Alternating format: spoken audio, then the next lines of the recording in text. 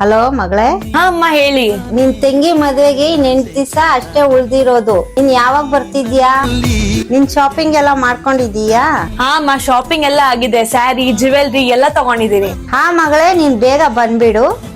ಹಾಗೆ ಅಳಿಯನ್ಗೂ ಹೇಳು ಆಫೀಸಲ್ಲಿ ರಜಾ ತಗೊಂಡ್ ಬರೋದಿಕ್ಕೆ. ಹಾ ಅಮ್ಮ, ಅವ್ರು ಆಲ್ರೆಡಿ ಆಫೀಸ್ ಅಲ್ಲಿ 10 ದಿವಸ ರಜಾ ಹೇಳಿದಾರೆ. ನೀನೇನ್ ತಲೆ ಕೆಡ್ಸ್ಕೋಬೇಡ.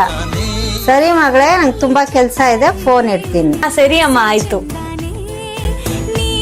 ನೀ ಇಲ್ಲಿವರೆಗೂ ಏನು ಶಾಪಿಂಗ್ ಮಾಡಿಲ್ಲ. ಕಾಲಲ್ಲಿ ನಿಮ್ಮಮ್ಮ ಹತ್ರ ಯಾಕೆ ಸುಳ್ಳು ಹೇಳ್ದೆ? ಅಯ್ಯೋ, ನನ್ನ ಹತ್ರ ಎಷ್ಟೊಂದ್ ಹಳೆ ಸ್ಯಾರಿಗಳಿದೆಯಲ್ಲ, ಅದೆಲ್ಲ ಮ್ಯಾನೇಜ್ ಮಾಡ್ತೀನಿ. ಮತ್ತೆ ಇದೂನು ಹೇಳಿಲ್ಲ ನೀನು ನಿಮ್ಮಮ್ಮ ಹತ್ರ ನನ್ ಕೆಲ್ಸ ಹೋಗಿದೆ ಅಂತ. ನಾನು ಏನಕ್ಕೆ ವಿಷಯನ ಹೇಳಿಲ್ಲ ಅಂದ್ರೆ, 4 ಜನದ ಮಧ್ಯೆ ನಿನ್ ಮರ್ಯಾದೆ ಹೋಗೋದ್ ನನಗೆ ಇಷ್ಟ ಇಲ್ಲ.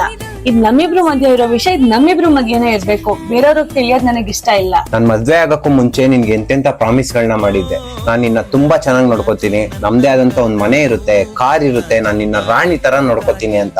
ಆದ್ರೆ ಇವಾಗ ನಿನ್ಗೊಂದ್ ಸ್ಯಾರಿ ಕೊಡ್ಸಕ್ಕೂ ಆಗದೆ ಇರೋ ಪರಿಸ್ಥಿತಿಲಿ ಇದೀನಿ ನಾನು. ನಿಂಗ್ ಗೊತ್ತಾ, ನನ್ನ ಹತ್ರ ತುಂಬಾ ದೊಡ್ಡ ಮನೆ ಇದೆ, ಅದ್ರಲ್ಲಿ ನಾನು ತುಂಬಾ ಸುಖವಾಗಿದ್ದೀನಿ. ಆ ಮನೆ ಯಾವ್ದು ಗೊತ್ತಾ?